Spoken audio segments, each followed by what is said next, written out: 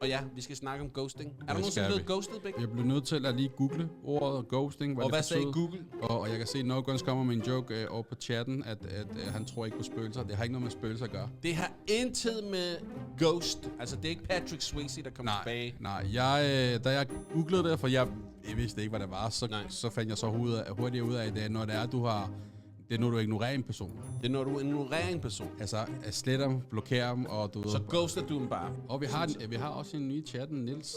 Jeg ved ikke, om vi har set Niels før, men velkommen til, Niels. Velkommen til, Niels. Og han skriver her, er I blevet ghostet? Vi er ikke blevet ghostet. Nej.